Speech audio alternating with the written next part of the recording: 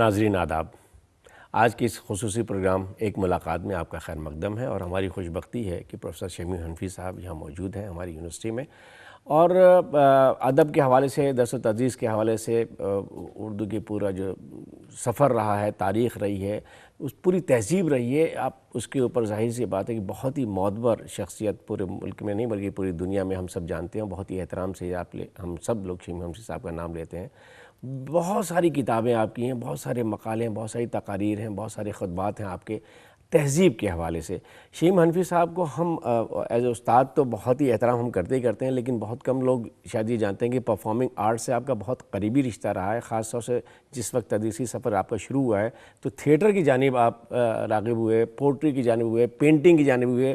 ملک کے تمام بڑے پینٹرز ان کے قریب ترین دوست ہیں، مطلب کسی بھی بڑے پینٹر کے بارے میں ہم بات کریں گے تو وہ شمیم صاحب کا بہت ہی احترام سے نام لیتا ہے، اور بہت سارے ان کے بارے میں باتیں بتاتے ہیں۔ اس کا مطلب کہ بہت ہی قریب کا قربت کا رشتہ رہا ہے۔ شمیم صاحب، یہ اردو تہذیب کو لے کر بہت ساری باتیں ہوتی ہیں کہ اردو تہذیب کیا ہے، اردو تہذیب کیوں ہے، مطلب دسترخوان پہ بیٹھنا، کھانا کھانا وہ بھی ایک تہذیب ہے، مشاعروں میں نشست و برخاست وہ ہماری تہذیب ہے، استاد سے کیسے بات کریں، بچوں سے کیسے بات کریں، یہ سارا تہذیب کے دائرے میں ہمارا آتا ہے۔ آپ کا چونکہ بہت گہری نگاہ ہے، بہت کام ہے، اور ابھی ریختہ کے ساتھ آپ کا بہت گہرا رشتہ ہے، بہت لکھا ہے آپ نے بے پناہ، مطلب آپ سے زیادہ میرے خیال سے کسی نے کام کیا ہوگا۔ یہ اردو تہذیب ہے کیا؟ اردو تو خود ایک تہذیبی اختلاط کے نتیجے میں پیدا ہونے والی زبان ہے۔ دوسری چیز یہ کہ ہمارا ملک جسے زبانوں کی تجربہ گاہ کہا جاتا ہے، لیبورٹری آف لینگویجز، تقریباً 650 زبانیں یہاں ہیں ہمارے ملک میں، اور 22 زبانیں تو سمجھیے ان کو آئینی حیثیت حاصل ہے، قومی زبانوں کی حیثیت، جن میں سب کے حقوق یکساں ہیں۔ ایک آفیشیل لینگویج ٹھیک ہے ہندی ہے، لیکن نیشنل لینگویج تو اردو بھی ہے، ہندی بھی ہے، سبھی گجراتی، ملیالم، سب ساری کی ساری ہیں۔ اس میں دو باتیں ہمیں نہیں بھولنی چاہیے انیس صاحب، ایک تو یہ کہ اردو صرف مسلمانوں کی زبان نہیں ہے، بالکل صحیح کہا آپ نے۔ دوسری بات یہ کہ اردو ہندوستان کے تمام مسلمانوں کی زبان نہیں ہے۔ ہاں، یہ بھی حقیقت ہے۔ صرف مسلمانوں کی زبان تو اس لیے نہیں ہے کہ اردو کے پیدا کرنے والے شروع سے لے کر کے اب تک ان میں جو مسلمانوں کا جو حصہ رہا ہے اس سے کم وقی حصہ ہندوؤں کا نہیں رہا، بالکل بجا، سکھوں کا بھی رہا ہے، جی، حد تو یہ ہے کہ عیسائیوں کا بھی رہا ہے، انگریزوں کا بھی رہا ہے، یورپینز کا بھی ایک پیرل رہا ہے، اور طرح طرح کا۔ دوسری چیز ہے کہ ہندوستان کے مختلف علاقوں میں جو مسلمان آباد ہیں ان سب کی زبان اردو تو نہیں ہے، نہیں سر، بالکل نہیں۔ کشمیری مسلمانوں کی زبان کشمیری ہے، ملیالم جو ہندوستان کی قدیم ترین اور سب سے اعلیٰ درجہ کا ادبی یعنی تاریخ رکھنے والی زبان ہے، وہ ظاہر ہے کہ کیرالہ کے مسلمانوں کی زبان بھی ہے، جی بالکل۔ ویکو محمد بشیر، ہاں، اتنا بڑا مصنف، کہنا چاہیے ملیالم کے پریم چند کہے جاتے ہیں، وہ مسلمان تھے اور ان کی زبان ملیالم ہے۔ سلمہ ایک خاتون جو تمل ناڈو میں رہتی ہیں، ہاں سر، اب تو سیلیبریٹی ہو گئی، پڑھی لکھی زیادہ نہیں تھی، جی، انہوں نے ایک ناول لکھا دا آور پاس مڈ نائٹ، وہ تمل میں لکھا، ان کو تمل کے علاوہ کوئی زبان نہیں آتی، تمل ہی جانتی ہے، لیکن وہ شکاگو یونیورسٹی میں ہر دوسرے سال ایک کانفرنس ہوتی ہے، نارمن کٹلر کانفرنس، جس میں ایک ادیب کو بلایا جاتا ہے، مجھے بھی ایک بار دعوت وہاں سے مل چکی ہے، تو سلمہ کو وہاں مدعو کیا گیا، ان کے ناول کا وہاں انگریزی میں ترجمہ ہوا امریکہ میں، اور کمپیریٹیو لٹریچر کے تقابلی ادب کے سلسلے میں ان کا ناول پڑھا جاتا ہے، تو وہ اس کی ادیب ہیں۔ نظر الاسلام بنگالی کے ادیب ہیں، اردو کے ادیب تو نہیں ہیں، اور بلے شاہ اور بابا فرید پنجابی کے شاعر ہیں، اردو کے تو نہیں ہیں۔ اسی طرح آپ کنڑ اور تیلگو اور تمل اور ہر زبان، آپ کو حیرت ہوگی کہ جب غالب کے دیوان کا ترجمہ تمل میں ہوا، جن صاحب نے ترجمہ کیا ہے وہ مجھے خود بتا رہے تھے کہ صاحب ان کی سب سے مقبول کتاب وہی ہے غالب کا، اور پتہ نہیں کتنے کا 50,000 کا یا 40,000 کا ایڈیشن چھپا تھا اور بک گیا، اردو میں تو ہم سوچ بھی نہیں سکتے۔ تو نہ تو اردو خالی مسلمانوں کی زبان ہے، نہ اردو ہندوستان کے رہنے والے تمام مسلمانوں کی زبان ہے، یہ ایک بہت بڑے تہذیبی تجربے کی دین ہے، اور یہ تہذیبی تجربہ بھی ایسا کہیں مشکل سے ہوا ہوگا جہاں دنیا کی دو بڑی تہذیبوں میں اس طرح کا انٹریکشن ہوا ہو، اس طرح کا تعامل ہوا ہو، جیسا ہندوستان کی تہذیب میں اور مسلمانوں کے ذریعے آنے والی تہذیب میں، جو عربی، ترکی، فارسی کی روایتوں کو اپنے ساتھ لے کر کے آئے تھے، ان میں اور ہندوستان کے ملنے جلنے سے جو پیدا ہوا، تو یہ کہنا چاہیے کہ یہ ہمیں اسی روشنی میں دیکھیں، ان سب کے اختلاط سے جو تہذیب بنی وہی اردو تہذیب ہے. جی جی تو میں تو اب بھی یہ سمجھتا ہوں کہ اردو تہذیب نہ صرف یہ کہ ہمارا ماضی ہے. اچھا لوگ کیسے کیسے آئے؟ دیکھیے البرونی ہاں تو محمود غزنوی کے زمانے میں آیا تھا, تاریخ والا. کتاب الہند اس نے لکھی. کتاب الہند پاکستان میں بنگلہ دیش کے وجود میں آنے سے پہلے بین کر دی گئی تھی. یہ کتاب بنگال میں جو کتابیں بین ہوئی وہ بین کر دی گئی اس لیے کہ سمجھا گیا کہ جس کتاب میں ہندوستان کی تعریف ہو وہ شاید نہیں پڑھنی چاہیے لوگوں کو. تو البرونی کو دیکھیے, البرونی سنسکرت بھی پڑھی اس نے, اور سنسکرت کس طریقے سے پڑھی اس نے. مسلمان تھا اس لیے پنڈتوں نے تو پڑھانے سے انکار کر دیا, تو وہ شام کو جاتا تھا پاٹھ شالاؤں میں جہاں سنسکرت پڑھائی جاتی تھی, جہاں لوگ اپنی کھڑامیں اتارتے ہوں گے وہاں بیٹھ کے سنتا رہتا تھا جو درس دیے جاتے تھے, اس سے اس نے پڑھی. وہ ہمارے پہلے رینیساں مین جو ہیں وہ حضرت امیر خسرو ہیں. جی ہاں بالکل. امیر خسرو کو کہنا چاہیے کہ وہ کتنا بڑا دور ان کو دیکھا, 5 بادشاہوں کا, اور کتنے سلاطین خلجی, تو 14 لوگوں کی سرو کیا سر انہوں نے. کتنے لوگ فاضلی تو کتنی حکومتیں گزری ان کے سامنے سے. تو یہ کہنا چاہیے کہ حضرت امیر خسرو ہندی کے بھی بانی ہیں, اردو کے بھی بانی ہیں دونوں. ان کے گیت, ان کی کہہ مکرمیاں, ان کے کہنا چاہیے پہیلیاں, ان کے یہ موسیقی بھی بہت کام ہے سر, ان کے راگ, گائکی پہ, ان کے گیت, قوالی وہ لے کر آئے, یہ ساری چیزیں. تو کہنا چاہیے کہ یہ ساری ہم نے اپنے تہذیب کے مفہوم کو محدود بہت کر دیا ہے. تہذیب نام صرف ہمارے عقائد کا نہیں ہوتا. تہذیب نام صرف ہماری کہنا چاہیے کہ جذباتی ترجیحات کا نام نہیں ہوتا. تہذیب ہمارا کھانا پینا, ہمارا اٹھنا بیٹھنا. تہذیبی طور پر ہم اودھ کے رہنے والے ایک غیر مسلم سے جتنے قریب ہیں اتنے عرب میں رہنے والے ایک مسلمان سے قریب نہیں ہیں. بالکل صحیح فرمایا. اس لیے کہ ہمارا کھانا, ہمارا لباس, ہمارے نشست و برخاست جو آپ ابھی کہہ رہے تھے جو بات, یہ ساری چیزیں اس میں آ جاتی ہیں. تو یہ میرا ہمیشہ سے خیال رہا ہے, اور ظاہر ہے کہ اردو اسی کی ترجمانی کرتی ہے. جی جی. تو اردو کو بھی اس طریقے سے ہمیں سمجھنا چاہیے کہ ایک بہت بڑے تہذیبی تجربے کی ترجمان ہے یہ زبان, اور اس کی پوری تاریخ میں وہ تجربہ رچا بسا ہے ہندی اور اردو کا. تو 1986 عیسوی بھارتیندو کا یگ جہاں سے کہا جاتا ہے, کھڑی بولی کی شروعات وہاں سے لوگ کہتے ہیں. 1986 عیسوی میں گویا کہ بھارتیندو کے زمانے سر سید کے کنٹمپریری تھے. لیکن ظاہر ہے کہ کھڑی بولی کا جو قدیم تر روپ ہے, شکل ہے, وہ تو اردو ہے. اور فراق صاحب یہی کہا کرتے تھے, ہندی والوں سے ان کے جھگڑے ہوا کرتے. میں نے فراق صاحب میرے استاد تھے, میں نے ان سے کہا کہ آپ جس لہجے میں اپنی باتیں کرتے ہیں کبھی کبھی ان کی وجہ سے جھگڑے پیدا ہوتے ہیں. آپ کے لہجے میں جو ایک طرح کی جارحیت پیدا ہو جاتی ہے ہندی کے سلسلے میں. ان کے مضامین ہیں my anti Hindism, the mistake of Hindi, my anti the mistake of Hindi again, وغیرہ وغیرہ. ان کے ایک مجموعہ بھی چھپا تھا ان کا جو غائب ہو گیا, ملتا نہیں ہے. تو لیکن یہ کہ یہ میرے خیال میں ہندی اور اردو میں ایک نئے مکالمے کی ضرورت ہے. جس طرح ہندوستان میں رہنے والی مختلف اقوام کے درمیان ایک نئی سطح پر جہاں اپنے مذہبی عقائد کا معاملہ بالکل ذاتی ہوتا ہے, تو اردو نے تو گویا کہ ایک قریب لانے کا اور ایک دل جوڑنے کا وہ کام کیا ہے. تو یہ رہی ہے. اس پر میں نے ایک تو ابھی ایک کتاب جو پچھلے 2 سال پہلے 3 سال پہلے آئی تھی, اردو کلچر اور تقسیم کی بہت اہم کتاب ہے, بہت تقسیم کی وراثت. اس سے پہلے ایک کتاب میں جو مضامین آئے تھے تاریخ, تہذیب و تخلیقی تجربہ. ایک کتاب اور ہے میری اسی طریقے کی جو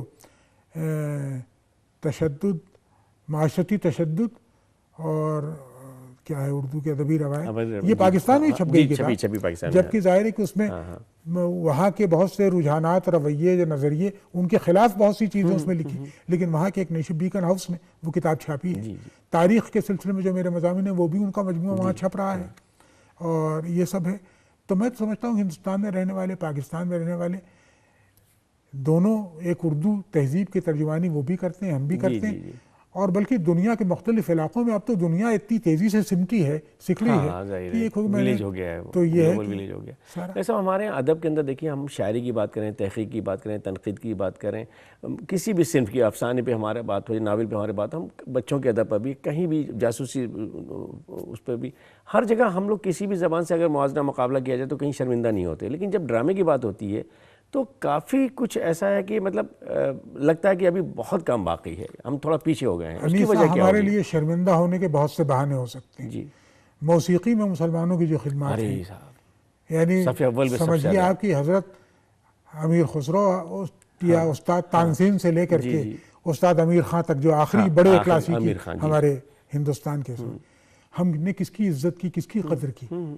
ہمارے بڑے مصوروں کو آپ دیکھ لیجئے. جی سر. ہم نے کتنے لوگوں کی قدر کی. اس زمانے میں بھی حسین صاحب کے نام سے سب واقف ہیں. لیکن نسرین محمدی، غلام رسول سنتوش، غلام محمد شیخ، طیب مہتا، یہ سب بھی تو مسلمان تھے. تو فنون لطیفہ کے سلسلے میں ہمارا تنگ نظری کا نظریہ جو ہے اس نے بہت نقصان ہماری تہذیب کو بھی پہنچایا ہے. موسیقی میں، مصوری میں، اور اس کے علاوہ کہنا، میں تو رقص تک میں نے پاکستان میں دیکھا ہے. ناہید صدیقی ایک مشہور کتھک کی رقص کرنے والی تھی. وہاں مہاراج کے نام سے ایک بزرگ تھے جو مسلمانی تھے، لیکن مہاراج رانی خانم وغیرہ جو ہیں کافی بڑے نام ہیں. کون؟ رانی خانم. ہاں کافی بڑا نام ہے. یہ سمجھیے کہ وہاں تہذیبی طور پر بیداری کا جتنا جو آثار مجھے وہاں دکھائی دیتے ہیں شاید ہمیں اپنے ہاں اتنے نظر نہیں. دھروپد سر 400 سال تک جس خاندان نے بچایا ہے، ڈاگر کا خاندان، اور پورا 400 سال تک، اور کیا عزت پیدا ہوتی ان لوگوں کے دل میں. ہم نے پڑھنے لکھنے میں وہ مشقت نہیں کی جو انہوں نے اپنے فن کے سیکھنے میں کی.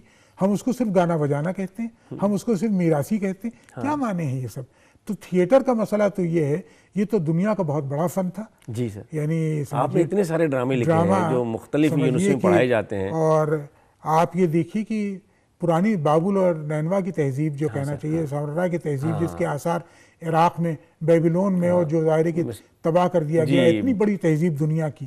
فارسی میں اور عربی میں بھی خیر لکھے گئے ڈرامے، بہت لکھے گئے، اور یہ ساری چیزیں جریر وغیرہ سے جو. لیکن یہ کہ ہمارے یہاں زحاق تو عربی میں لکھا گیا سر پہلے. زحاق تو پہلے عربی میں لکھا گیا. ایک داستان ہے پوری جس کی بنیاد پر ایک بہرحال ڈرامہ بھی لکھا گیا. تو کہنا چاہیے کہ ہم نے بہت سی چیزوں کی قدر نہیں کی. ہم اپنے مصوروں کی قدر نہیں کرتے، اپنے موسیقاروں کی قدر نہیں کرتے، اپنے اداکاروں کی قدر نہیں کرتے، ہم اپنے مغنیوں کی قدر نہیں کرتے، ہم اپنے کہنا چاہیے کہ ڈرامہ کرنے والوں کی اور اس طرح کے فن تعمیر مختلف فنون میں دیکھیے آپ اتنا بڑا وہ رہا اس قوم کی گھٹی میں کہنا چاہیے کہ آرٹ بسا ہوا ہے. جی جی. اور کیسا غیر معمولی وہ غیر معمولی خدمات ہیں سر. غیر معمولی خدمات ہیں. بسم اللہ خان وغیرہ سر جیسے لوگ تھے، استاد بسم اللہ خان وغیرہ. اور آپ دیکھیے استاد بسم اللہ خان نماز کے بھی اتنی ہی پابند تھے جس انہماک کے ساتھ وہ جا کے مندر میں بیٹھ کے شہنائی بجاتے تھے. تو زندگی ادھر یا ادھر اور اس دائرے میں یا اس دائرے میں اتنی تقسیم نہیں ہوتی. زندگی کی حد تقسیم اتنی سخت نہیں ہوتی. ایک دوسرے سے ملنا جلنا، آنا جانا لگا رہتا ہے. ہمارا کھانا، ہماری کون سی رسم مسلمانوں سے کی تاریخ سے تعلق رہتی، کون سے ہندوؤں کی، ہم اتنی جلدی فیصلے نہیں کر سکتے. کیا قیامت کا جملہ انہوں نے لکھا ہے اپنی زمین کی کہانی میں پروفیسر مجیب نے کہ تہذیبیں دن کے اجالے کی طرح دھیرے دھیرے سفر کرتی ہیں. نمبر ایک. دوسری چیز ہے کہ دن کا اجالا جب پھیلتا ہے تو صرف ہمارے محلے میں جائے گا، آپ کے محلے میں نہیں جائے گا، یہ ممکن نہیں، ایسا تو نہیں ہوتا. تو چنانچہ تہذیبوں کا معاملہ بھی یہ رہا ہے کہ تہذیبیں سب کے لیے ہوتی ہے، اور اس میں ہمیں یہ فخر کرنا کہ ہماری تہذیب بہتر ہے تمہاری تہذیب سے، ہمارا نظریہ بہتر ہے تمہارے نظریے سے، ہمارے رسوم بہتر تمہارے، یہ بڑی جہالت کی باتیں ہیں. لیکن یہ کہ ہمارے ہاں آپ یہ دیکھیے اتنے بڑے بڑے اداکار گزرے ہیں. دلیپ کمار، میں تو اس کا بہت قائل ہوں، اور ظاہر ہے کہ مدھو بالا، دلیپ کمار، سارے یہ سب تھا. نرگس. ایک بمبئی کے ایک سفر میں دلیپ کمار کے ایک دوست سے میری ملاقات ہوئی. انہوں نے مجھ سے کہا کہ چلیے آپ کو ملا لاؤں.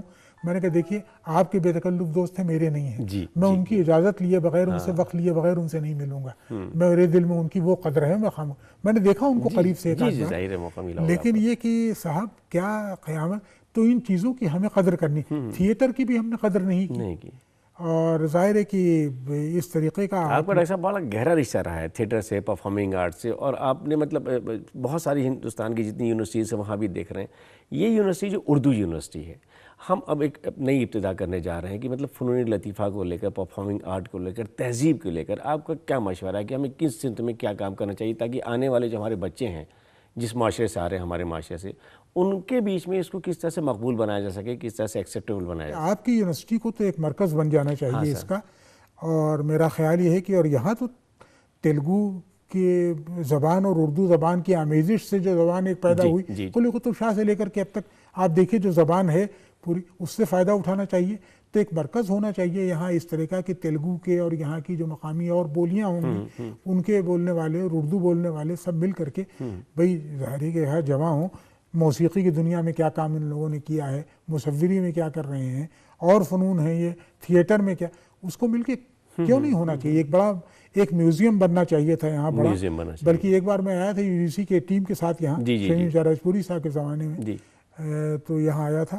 تو ہم لوگوں نے ایک رپورٹ تیار کی تھی، اس میں مشورہ بھی دیا تھا کہ ایک بڑا میوزیم یہاں ہونا چاہیے۔ کیا کیا میوزیم میں ہونا چاہیے ڈاکٹر صاحب؟ میوزیم میں تو ظاہر ہے کہ اردو کے جو آثار ہیں اور جس کا دائرہ بہت دور تک پھیلا ہوا ہے، جی جی، یعنی یہ علوم سے لے کر کے ادبیات تک اور ادبیات سے لے کے فنون لطیفہ تک ہر فن کی چیزیں، ان کے جو آثار ہیں، جی ساز ہیں، یہ ہیں، وہ ہیں، ساری چیزیں جمع۔ ایک بہت اچھی آڈیو لائبریری ہونی چاہیے۔ آڈیو لائبریری چلیے، اب یوٹیوب وغیرہ کا زمانہ ہے، لیکن پاکستان میں آپ نے نام سنا ہوگا، لطف اللہ خان صاحب ایک ساتھی انتقال ہو گیا، میرے ان سے بڑے مراسم تھے ذاتی، جو دنیا کی شاید سب سے بڑی آڈیو لائبریری کے مالک تھے وہ، اور 20,000 گھنٹے کی ریکارڈنگز تو وہ مجھ سے 15 سال پہلے انہوں نے بتایا تھا کہ ان کے پاس تھی، ابھی انتقال ہوا ان کا چند برس پہلے۔ چاہیے ایک جنون آدمی میں، اب سوچیے، اور میں نے ان کا گھر دیکھا، ان کی بیوی نے، زاہدہ وہ خاتون ہیں اور یہاں بمبئی کے رہنے والی، ان کی بیگم، تو انہوں نے اس کو ایک میوزیم سے بنا دیا ہے اور یہ سب ہے۔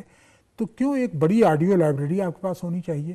بلکہ مجھے یاد ہے کہ رسول اللہ خان صاحب نے اس سے فرمائش کی کہ مجھے مولانا آزاد کی آواز بھیج دو، وہ میرے پاس نہیں ہے، تو میں نے وہ اپنی آرکائیو سے نکلوا کر کے کسی طرح حاصل کی میں نے، اور وہ میں نے آواز ان کو بھیجی، تقریر تھی مولانا کی آواز، مولانا کی ایک تقریر اور ایک انٹرویو بچوں کے ساتھ، یہ اس کی ریکارڈنگ بھیجی۔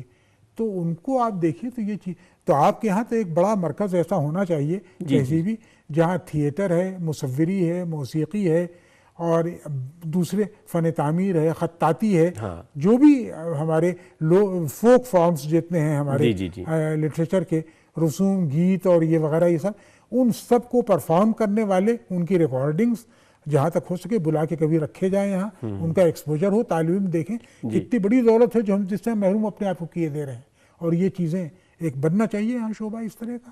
نہیں انشاءاللہ کتابیں جمع کیجیے، کتابیں جی کتابیں بھی جو اس طرح کی ہمارے ساری کی ساری روایتیں ہیں، اور بھائی آپ کے شہر میں یہ حیدرآباد تو اس معاملے میں عجیب و غریب ہے، بڑی خدمات، سروج روحانی کے نام سے ایک کتاب شائع ہوئی ہے جس میں قوالی پر ہے وہ کتاب، تو میں نے ایک فیچر لکھا ریڈیو کے لیے جس کا نام ہے خبر تحیر عشق سن، یہ بہت اچھا پروڈکشن ہے اس کا، اور ظاہر ہے کہ وہ، تو اس میں نے اس کتاب سے بہت مدد لی تھی۔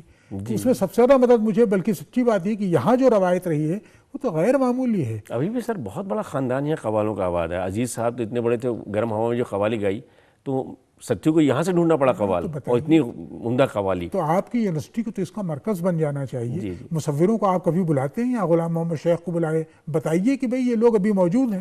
طیب مہتا کا تو غیر ابھی انتقال ہو گیا، حسین صاحب کا انتقال ہو گیا، لیکن غلام نسرین محمدی کا انتقال ہو گیا، لیکن غلام محمد شیخ، غلام رسول سنتوش کا انتقال ہو گیا، لیکن ابھی بھی بہرحال جو چراغ جل رہے ہیں ان کی آمد و رفت آپ کی یونیورسٹی میں ہوتے رہنا چاہیے۔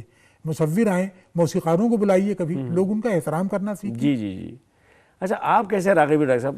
ڈرامے کی طرف آپ نے بہت کام کیا ہے، اس کے علاوہ علی گڑھ میں بہت آپ نے گروپ بھی بنایا تھا، اور بہت سارے موسیقی بھی آپ نے ریکارڈ کرائی، اس کے بعد پوئٹری کی طرف آپ گئے، پینٹنگ کی طرف آپ گئے، یہ سب آپ کیسے راغب ہوئے؟ وہ میرے دوست ہیں، میں نے اپنے دوستوں سے بہت سیکھا۔ جی۔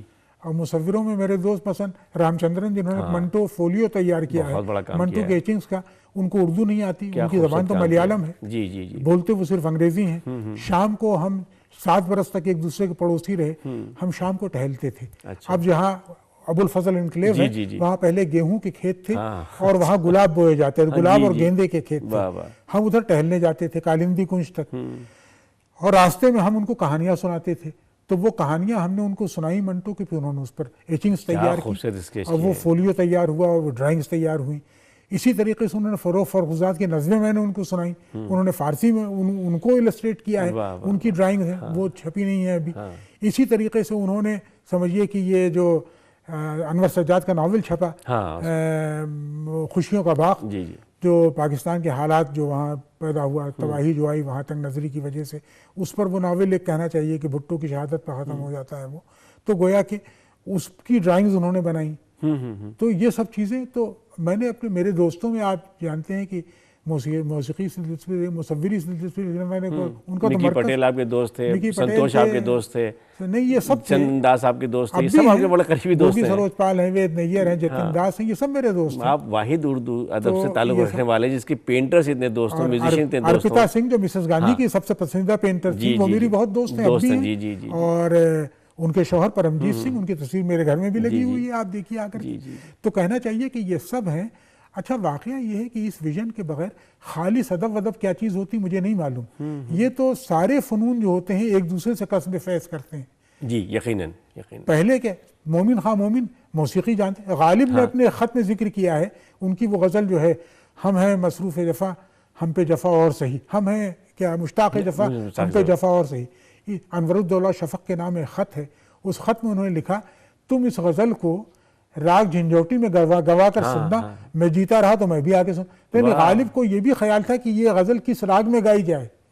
تو یہ سب آپ کے ہاں یہ بچوں کو, اور میرے خیال میں ادب کی تدریس بھی خالی اکیڈمک تدریس نہیں ہوتی, کچھ ان کو اس طرح ریکارڈنگ سنانی چاہیے, کبھی بتانا چاہیے, دیکھنا چاہیے. اس طرح کے لوگ ہیں ابھی ہمارے یہاں موجود. جی جی جی. تو یہ دلچسپی رہی ہے بہرحال.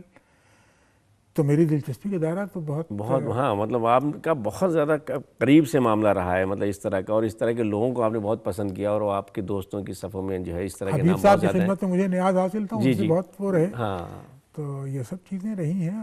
ہم نے کتنی قدر کی حبیب صاحب کی, بہت کی. کچھ ایسا نہیں مطلب کہ ہمارے مطلب معاشرے میں تو بہت کم لوگ تھے جو ان کے قریب تھے, ورنہ تو عام طور پہ لوگوں کو پتہ ہی تھا کہ کون ہے لوگوں کیا کو ہے. اردو والوں کو تو بالکل نہیں. اور کیسی زندگی گزاری ایک کمرے میں اس آدمی نے, ایک کمرے میں پوری اس شخص نے زندگی گزاری. اور عالم یہ تھا کہ اس شخص نے چھتیس گڑھی یعنی وہاں کے ان پڑھ لوگوں کو لا کے پوری دنیا قبائلی سارے کے سارے تھے وہ, سارے وہ ان کو جا کے پوری دنیا دکھا دی.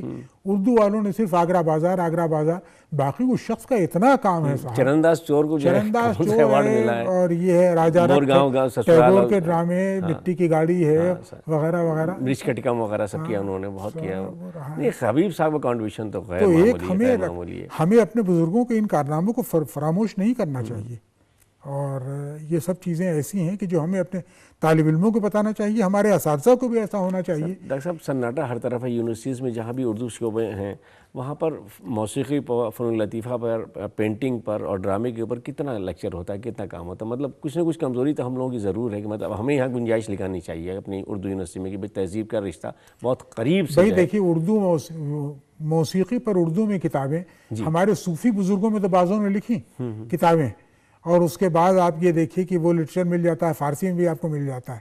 لیکن اردو میں مثلا ڈاکٹر داؤد رہبر تھے, ان کی کتاب ہے باتیں سریلی سے, خود گاتے بھی تھے. کتنے لوگوں نے قدر کی ان کی, اور کتنے لوگوں کو معلوم ہے کہ انہوں نے کتنا بڑا کارنامہ انجام دیا. امریکہ میں زندگی گزار دی, ختم ہو گئے. قیصر قلندر نے کتاب لکھی موسیقی پر. امیر حنفی نے استاد امیر خان کی بایوگرافی وہ لکھنا چاہتے تھے, لکھ رہے تھے, انتقال ہو گیا. عبدالحلیم جعفر خان ان کے بڑے دوست تھے. استاد رجب علی خان پر ان کی کتاب ہے, تو پہلے افسوس دیکھیے کہ پہلے ہندی میں چھپی, اس کے بعد اردو میں چھپی وہ کتاب. ہاتھرس میں ڈاکٹر صاحب موسیقی میں جو کتابیں آئیں پہلے ہندی میں آئیں, ہاتھرس میں بہت ساری کتابیں ہیں جو استادوں نے لکھی ہیں. بہت افسوس کی بات یہ ہے کہ ہم لوگوں نے تہذیب کے جو فائنر اور زیادہ سینسیٹیو یعنی جو دائرے تھے ان سے اپنے آپ کو لا تعلق کر لیا, اور یہ بڑے شرم کے. ہمارے بادشاہوں نے ان کی پرورش کی تھی, ہمارے بادشاہوں میں موسیقی سے دلچسپی رکھنے والے, مصوری سے دلچسپی رکھنے والے, رقص سے دلچسپی رکھنے والے کیسے کیسے لوگ تھے. خطاط تھے, قرآن کی کتابت کیا, اور اس پر جو قدرت حاصل تھی ان کو. ہم نے ان تمام چیزوں سے وہی, تو یہ تہذیبیں اس طرح نہیں پنپتی. تہذیبیں تو ایک بہت ہی انسان دوستی کا, ساری دنیا کی وحدت کا, انسانوں کی وحدت کا ایک شعور رکھے بغیر, تمام فنون تمام علوم کی وحدت کا ایک شعور رکھے بغیر تہذیبیں ترقی نہیں کرتی. اور ظاہر ہے کہ ہم جتنا ان کو حصوں میں بانٹیں گے, ملکوں میں بانٹیں گے, فرقوں میں بانٹیں گے, اتنی زیادہ ہم نقصان اٹھائیں گے. اگر فنون لطیفہ کو فروغ دیا جائے اور لوگ موسیقی کی طرف اور تھیٹر کی طرف, پینٹنگ کی طرف راغب ہو, تو مجھے لگتا ہے کہ اس سے بھی بہت زیادہ ان کے ذہن کے اوپر اچھا ایک اثر پڑے گا. یقیناً ہوگا, کیونکہ میوزک تھیراپی بھی کہلاتی ہے کہ صاحب کی میوزک کے ذریعے. نہیں, پھر یہ کہ آپ خود سوچ لیں گے, کوئی شخص استاد امیر خان کو اگر گاتے ہوئے ان کا راگ ماروا سنیں تو آپ کبھی سوچ سکتے ہیں کہ اس شخص کے دل میں کسی طرح کی بدی ہو سکتی؟ نہیں ہو سکتی. اور آپ دیکھ لیجئے کتنی کیسے کیسے حیران کن. میں تو واقعہ بتاؤں آپ سے, میں تو بہت شیدائی ہوں ملک ارجن منصور اور کمار گندھرو کی آواز کا, کشوری امونکر کی آواز مجھے بہت اچھی لگتی ہے.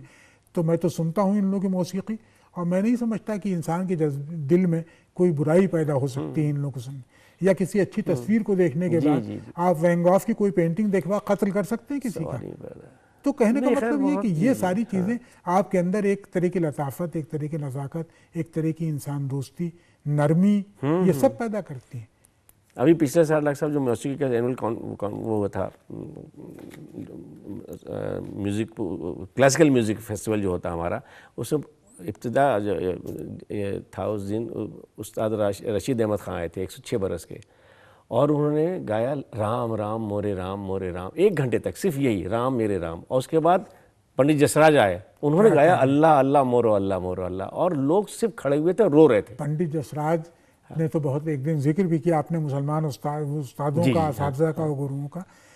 یہ بھیم سین جوشی نے کہیں کہا کہ صاحب میرے ہاں سروں کا گیان جو پیدا ہوا، اذان کی آواز سنتا تھا تو میں سوچتا تھا کہ اس میں سارے سر آ جاتے ہیں. تو یہ گویا کہ ان کا. ابھی میں پاکستان گیا تھا چند مہینے پہلے، تو وہاں پر کانفرنس کے آخری دن اردو وہ عالمی کانفرنس تھی، استاد رئیس خان کا ستار وادن رکھا ان لوگوں نے، اور انہوں نے اعلان کر دیا کہ ہندوستان سے ایک صاحب آئے ہوئے، استاد ولایت خان کے بھتیجے ہیں. جی بھتیجے. تو انہوں نے کہا کہ ہندوستان سے ایک صاحب آئے ہوئے جو آپ کے بڑے شیدائی ہیں. تو وہ صاحب استاد کھڑے ہو گئے فوراً. کہا میں اپنے اس بھائی سے ملنا چاہتا ہوں. میں گیا، میں نے کہا دیکھیے آپ کھڑے ہو کے شرمندہ کر رہے ہیں مجھے، اس پورے مجمع میں جہاں کم سے کم 1000 آدمی بیٹھے رہے ہوں گے، آپ سے بڑا آدمی کوئی نہیں ہے. اور یہ ہے تو صاحب وہ، لیکن یہ کہ ہم کتنی بڑی دولت کھوئے دے رہے ہیں یہ سب چیزیں، تو یہ تو بہت تکلیف دہ ہے. بہرحال ڈاکٹر صاحب بہت بہت شکریہ. اردو تہذیب کے حوالے سے جو آپ نے گفتگو فرمائی وہ بہت اہم گفتگو ہے، اور مجھے امید ہے کہ ہماری یونیورسٹی میں ہم اس کو بار بار کوشش کریں گے اپنے طلبہ تک لے کر جائیں، ان کو سنائیں. ایک کمرے میں بار بار میں کوشش کروں گا کہ اتنی اہم گفتگو ہے کہ شاید ہمارے دل پگھلیں اور ہم احترام کی نگاہ سے دیکھنے لگیں، اور پھر سے غور کریں کہ چلو ہم میں سے کچھ لوگ اس سمت جو ہے آگے بڑھیں اور کچھ کوشش کریں، کاوش کریں. بہت بہت شکریہ آپ کا. ناظرین، یہ پروگرام جو آپ نے سماعت فرمایا ابھی، ایک ملاقات، اور ہماری خوش بختی ہے کہ اس موضوع پر اہم ترین جو شخصیت اس ملک کی ہو سکتی ہے جو اتنی تفصیل سے گفتگو کر سکتی ہے، ہمیں بہت اچھا لگ رہا ہے اور بہت خوشی کا یہ موقع ہے کہ وہ ہماری یونیورسٹی میں آج موجود ہے اور ہم نے استفادہ کیا، اور یقیناً بار بار آپ اسے سنیں گے اور آپ کے ذہنوں پر ضرور اثر ہوگا. میں شمیم حنفی صاحب کا شکریہ ادا کرتا ہوں. آپ تمام حضرات کا بھی شکریہ. آداب.